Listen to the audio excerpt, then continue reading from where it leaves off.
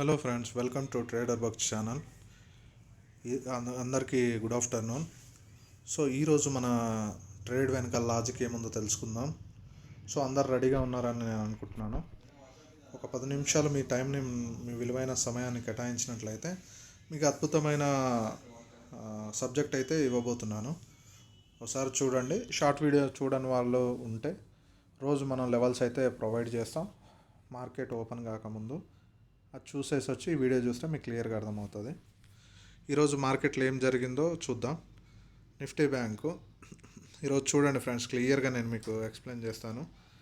ఇదైతే Nifty bank నిన్న resistant దగ్గర అక్కడనే సైడ్ వేస్కి వెళ్ళిపోయి మార్కెట్ అక్కడ నుంచి కొంచెం కిందికి వచ్చేసి క్లోజ్ అయిపోయింది. సపోర్ట్ దగ్గరకు వచ్చి క్లోజ్ అయిపోయింది. ఈరోజు మార్కెట్ దానిపైన ఓపెన్ అయ్యి కింద సపోర్ట్ని బ్రేక్ చేసుకొని కిందికి వచ్చేసి మళ్ళీ ఏ లెవెల్లో ఓపెన్ అయిందో ఆ లెవెల్ దగ్గరకు వచ్చేసి ఇప్పుడు ఫాలో అవుతుంది.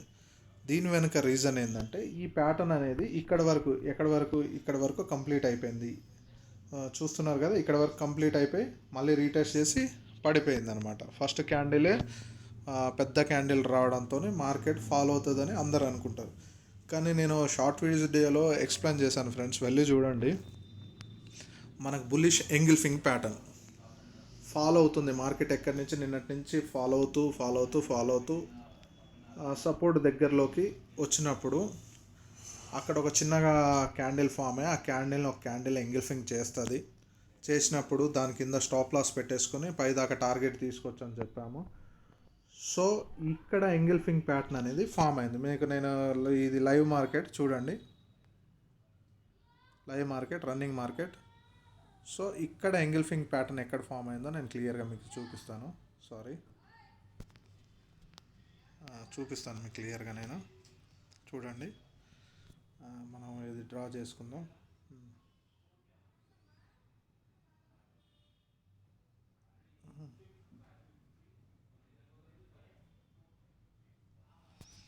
చూడండి ఫ్రెండ్స్, ఈ బాక్స్ చూడండి. ఈ బాక్స్లో ఉన్నది ఎంగిల్ఫింగ్ ప్యాటర్న్. ఈ చిన్న క్యాండిల్ని అయితే ఎంగిల్ఫింగ్ ప్యాటర్న్ అనేది కంప్లీట్గా ఎంగిల్ఫింగ్ చేసింది అనమాట, అంటే మింగేసింది.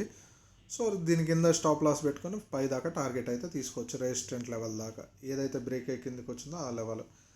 ఇక్కడ మనం ఇంకా డెప్త్కి వెళ్తే మనకి ఇక్కడ వచ్చిన తర్వాత ఇంకా ఇది ప్యాటర్న్ ఇంకా కన్ఫర్మేషన్ ఇచ్చింది అనడానికి కారణం ఏంటంటే, కొద్దిసేపు పైకి వెళ్ళిన తర్వాత మార్నింగ్ స్టార్ ప్యాటర్న్ కూడా ఇది ఫామ్ చేసింది. నేను చూపిస్తాను క్లియర్గా మీకు, అది కూడా చూపిస్తాను.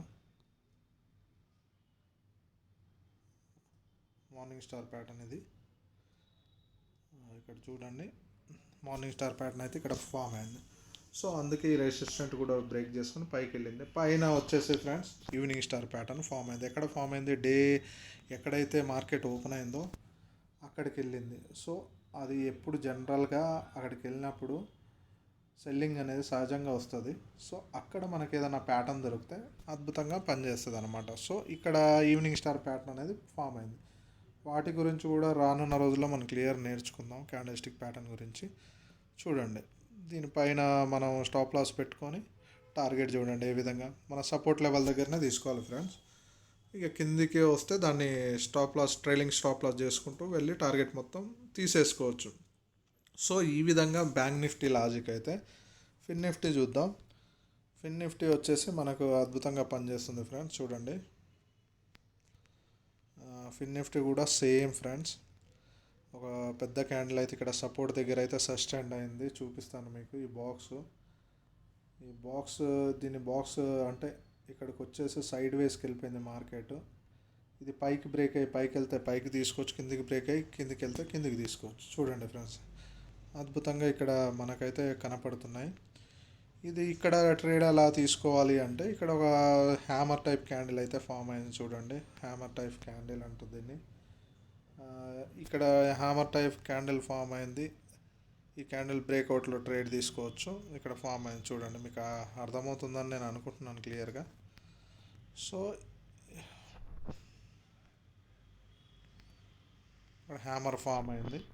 ఈ హ్యామర్ టైప్ క్యాండిల్లో ట్రేడ్ తీసుకొని పైకి వెళ్ళింది ఫ్రెండ్స్. ఎక్కడికి? మన రెసిస్టెంట్ లెవెల్ దగ్గరికి. అక్కడ ఈవినింగ్ స్టార్ దీంట్లో కూడా ఫామ్ అయింది same. So evening star form అయ్యి మనకి ఇంకో కన్ఫర్మేషన్ అయితే ఇచ్చింది మార్కెట్. సో ఇది కూడా మనకి అది కూడా చూద్దాం ఫ్రెండ్స్, ఈవినింగ్ స్టార్ ఏ విధంగా ఫామ్ అయిందో.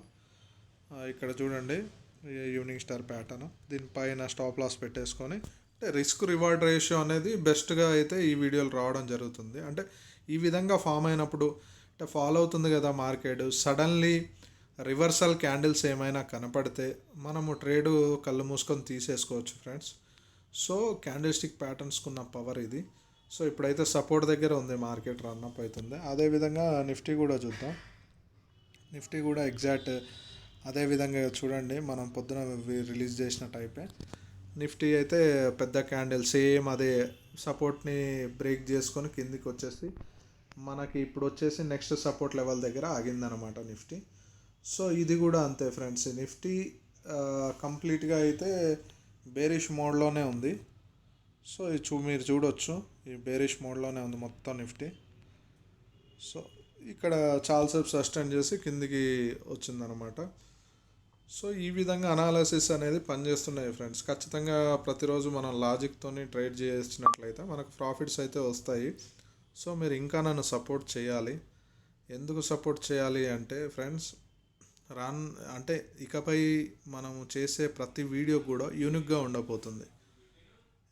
ప్రతిదీ లాజిక్ పర్పస్లోనే మనం ట్రేడ్ చేయబోతున్నాం ఫ్రెండ్స్. చూడండి మీరు ఎందుకు మార్కెట్ పడుతుంది అంటే ఎప్పుడన్నా గీసిన లెవెల్స్ దగ్గరికి రాకుండా మధ్యలో మార్కెట్ ఆగిపోయింది కదా అనుకుంటే పొరపాటు ఫ్రెండ్స్. ఎందుకంటే మార్కెట్ దాని పని అది చేస్తుంది, ఖచ్చితంగా చేస్తుంది. ఎందుకంటే దానికి ఎమోషన్స్ ఉండవు, మనకి ఎమోషన్స్ ఉంటాయి కాబట్టి మనం లాస్ అవుతాం.